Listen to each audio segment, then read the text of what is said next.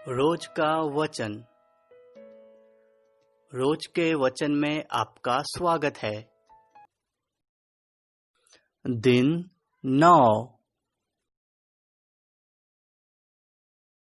उत्पत्ति अध्याय 19। उत्पत्ति अध्याय 19। सांझ को वे दो दूत सदोम के पास आए और लूत सदोम के फाटक के पास बैठा था। सो उनको देखकर वह उनसे भेंट करने के लिए उठा और मुंह के बल झुककर दंडवत कर कहा, हे मेरे प्रभु, अपने दास के घर में पधारिए और रात भर विश्राम कीजिए और अपने पाँव धोइए, फिर भोर को उठकर अपने मार्ग पर जाइए। उन्होंने कहा, नहीं, हम चौकी में रात बिताएंगे। और उसने उनसे बहुत विनती करके उन्हें मनाया। सो वे उसके साथ चलकर उसके घर में आए और उसने उनके लिए जेवनार तैयार की और बिना खमीर की रोटियां बनाकर उनको खिलाई।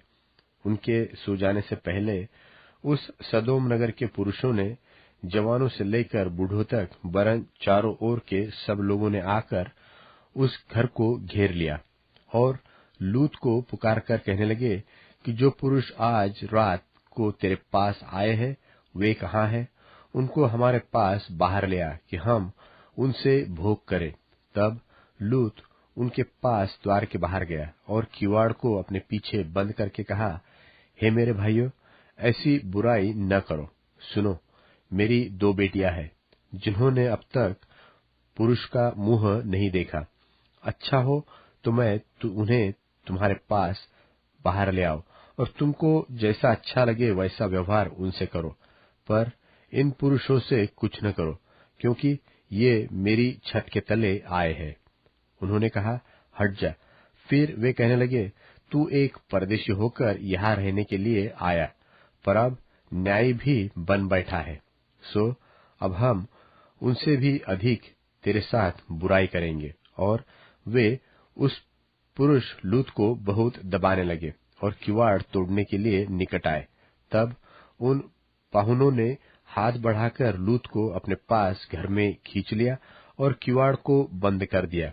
और उन्होंने क्या छोटे क्या बड़े सब पुरुषों को जो घर के द्वार पर थे अंधा कर दिया।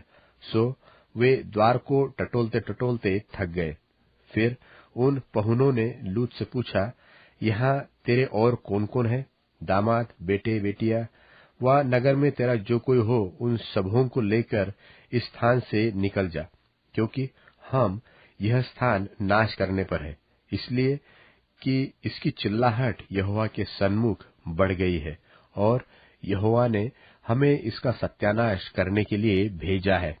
तब लूत ने निकलकर अपने दामादों को, जिनके साथ उसकी बेटियों की सगाई हो गई थी, समझा के कहा, उठो, इस स्थान से निकल चलो, क्योंकि यहोवा इस नगर को नाश किया चाहता है।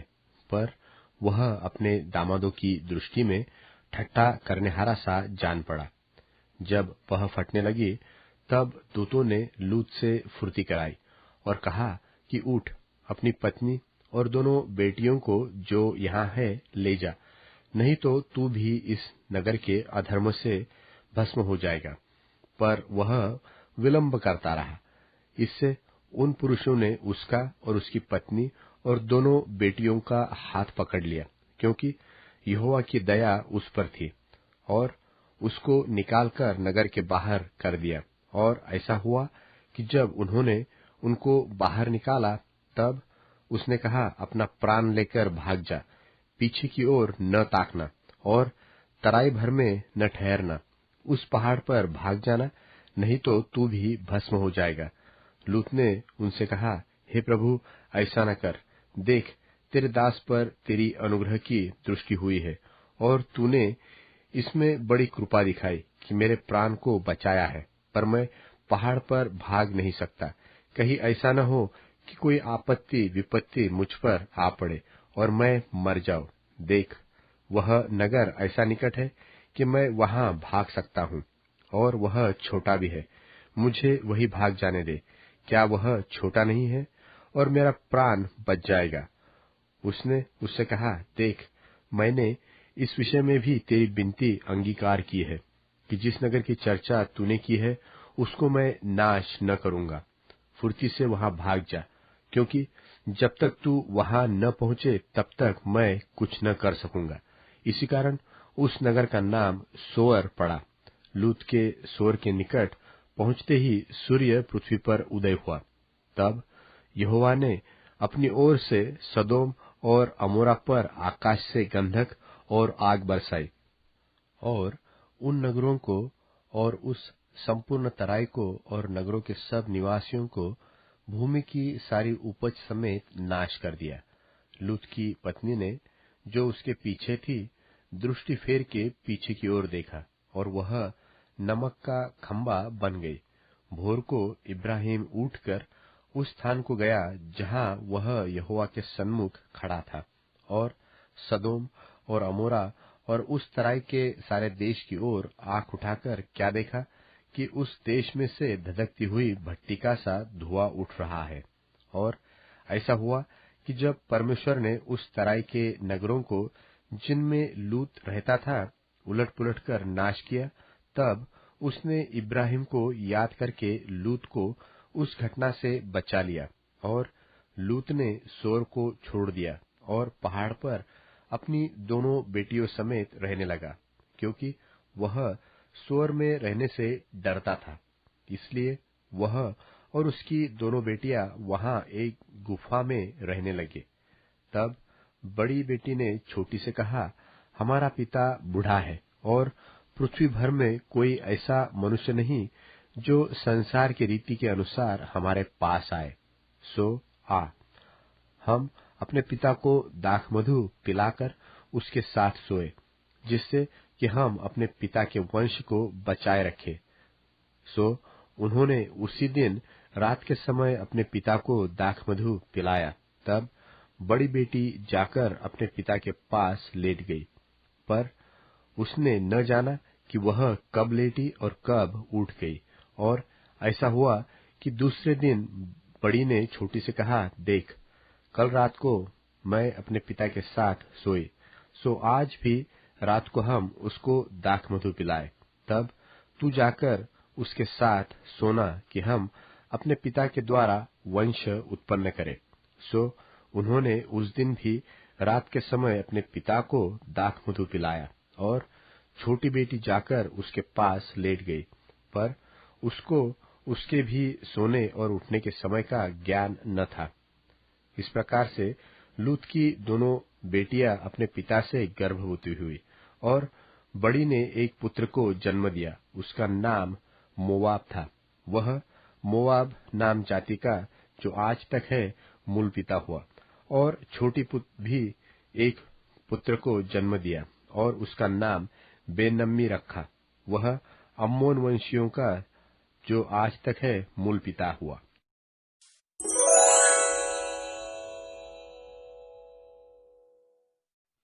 उत्पत्ति अध्याय 20।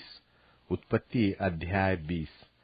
फिर इब्राहिम वहां से कूच करके दक्षिण देश में आकर कादेश और शूर के बीच में ठहरा और गरार में रहने लगा। और इब्राहिम अपनी पत्नी सारा के विषय में कहने लगा कि वह मेरी बहन है। सो गरार के राजा अबीमलेक ने दूत भेजकर सारा को बुलवा लिया। रात को परमेश्वर ने स्वप्न में अबीमलेक के पास आकर कहा, सुन, जिस स्त्री को तूने रख लिया है उसके कारण तू मर जाएगा, क्योंकि वह सुहागिन है। परंतु अबीमलेक तो उसके पास न गया था। सो उसने कहा, हे प्रभु, क्या तू निर्दोष जाति का भी घात करेगा? क्या उसी ने स्वयं मुझसे नहीं कहा कि वह मेरी बहन है? और उस स्त्री ने भी आप कहा कि वह मेरा भाई है। मैंने तो अपने मन की खराई और अपने व्यवहार की सच्चाई से यह काम किया। परमेश्वर ने उससे स्वप्न में कहा, हाँ, मैं भी जानता हूँ कि अपने मन की खराई से तूने यह काम किया है, और मैंने तुझे रोका भी रखा कि तू मेरे विरुद्ध पाप न करे। इसी कारण मैंने तुझको उसे छूने नहीं दिया। सो अब उस पुरुष की पत्नी को उसे फेर दे, क्योंकि वह नबी है और तेरे लिए प्रार्थना करेगा और तू जीता रहेगा। पर यदि तू उसको न फेर दे तो जान रख कि तू और तेरे जितने लोग हैं सब निश्चय मर जाएंगे। बिहान को अबीमेलेक ने तड़के उठकर अपने सब कर्मचारियों को बुलवाकर ये सब बातें सुनाई, और वे लोग बहुत डर गए। तब अबीमेलेक ने इब्राहिम को बुलवाकर कहा, तूने हमसे यह क्या किया है, और मैंने तेरा क्या बिगाड़ा कि तूने मेरे और मेरे राज्य के ऊपर ऐसा बड़ा पाप डाला है? तूने मुझसे वह काम किया है जो उचित न था। फिर अबीमेलेक ने इब्राहिम से पूछा, तूने क्या समझकर ऐसा काम किया? इब्राहिम ने कहा, मैंने यह सोचा था कि इस स्थान में परमेश्वर का कुछ भी भय न होगा, सो ये लोग मेरी पत्नी के कारण मेरा घात करेंगे। और फिर भी सचमुच वह मेरी बहन है, वह मेरे पिता की बेटी तो है, पर मेरी माता की बेटी नहीं। फिर वह मेरी पत्नी हो गई। और ऐसा हुआ कि जब परमेश्वर ने मुझे अपने पिता का घर छोड़कर निकलने की आज्ञा दी, तब मैंने उससे कहा, इतनी कृपा तुझे मुझ पर करनी होगी कि हम दोनों जहां जहां जाए वहां वहां तू मेरे विषय में कहना कि यह मेरा भाई है। तब अबीमेलेक ने भेड़ बकरी, गाय बैल और दास दासियां लेकर इब्राहिम को दी, और उसकी पत्नी सारा को भी उसे फेर दिया। और अबीमेलेक ने कहा, देख, मेरा देश तेरे सामने है, जहां तुझे भावे वहां रह। और सारा से उसने कहा, देख, मैंने तेरे भाई को रुपये के 1000 टुकड़े दिए हैं। देख, तेरे सारे संगियों के सामने वही तेरी आंखों का पर्दा बनेगा, और सबों के सामने तू ठीक होगी। तब इब्राहिम ने यहोवा से प्रार्थना की, और यहोवा ने अबीमेलेक और उसकी पत्नी और दासियों को चंगा किया, और वे फिर से गर्भवती होने लगी, क्योंकि यहोवा ने इब्राहिम की पत्नी सारा के कारण अबीमेलेक के घर की सब स्त्रियों की कोखों को पूरी रीति से बंद कर दिया था।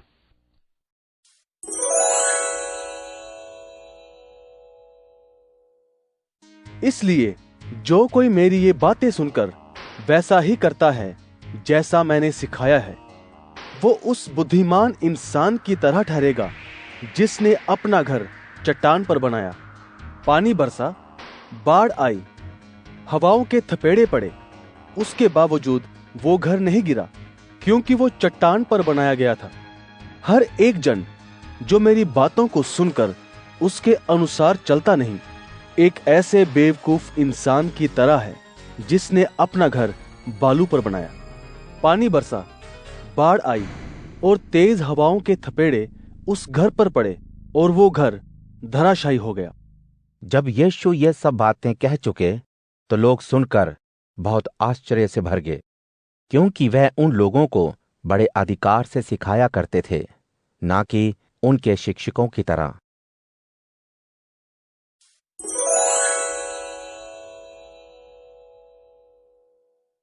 मत्ती अध्याय 8। जब यीशु उस पहाड़ से उतरे तो एक बड़ी भीड़ उनके साथ चल पड़ी। एक कुष्ठ रोगी ने पास आकर यीशु को प्रणाम करते हुए कहा, हे प्रभु, अगर आप चाहें तो मुझे ठीक कर सकते हैं। यीशु ने हाथ बढ़ाकर उसे छूते हुए कहा, मैं चाहता हूं कि तुम ठीक हो जाओ। उस व्यक्ति का कुष्ठ रोग तुरंत ठीक हो गया। यीशु ने उससे कहा, देखो, बगैर किसी को बताए पहले पुरोहित के पास जाकर अपने आप को दिखाओ, उस चढ़ावे को भी चढ़ाओ, ताकि उनके लिए गवाही हो। जब वे कफरनहूम में आए तो एक सूबेदार ने उनके पास आकर विनती की, प्रभु जी, मेरा नौकर मेरे घर में लकवे की बीमारी से पीड़ित है। यीशु ने उससे कहा, आकर मैं उसे अच्छा कर दूंगा।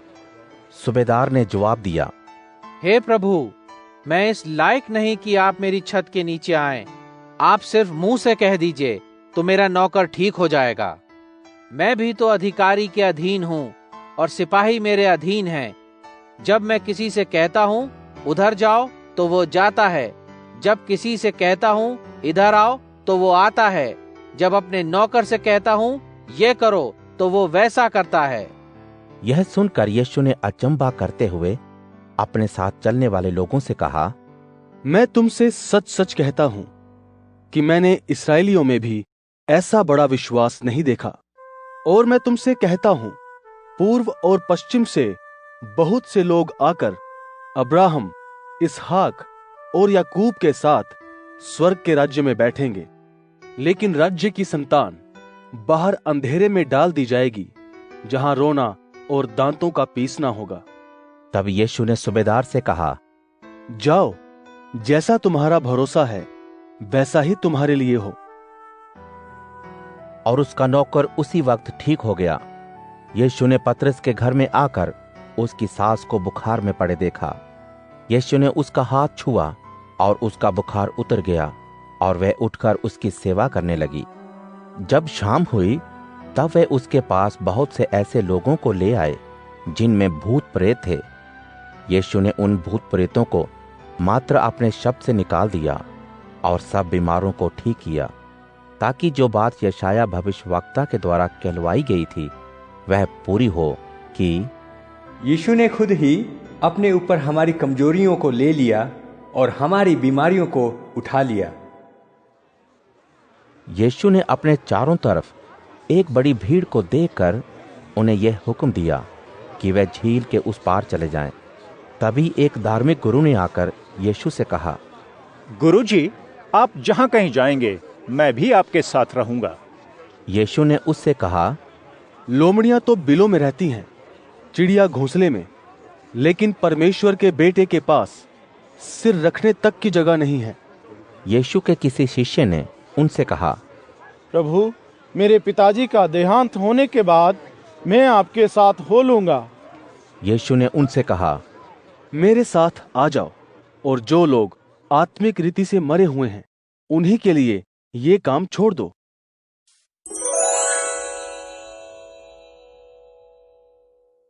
अध्याय 7 न्याय के लिए प्रार्थना। प्रभु मेरे परमेश्वर, मैं तेरी शरण में आया हूं। मेरा पीछा करने वालों से मुझे बचा, उनसे मुझे मुक्त कर। ऐसा न हो कि वे सिंह के समान मुझे पकड़ लें, मेरे टुकड़े टुकड़े करें और मुझे बचाने वाला कोई न हो।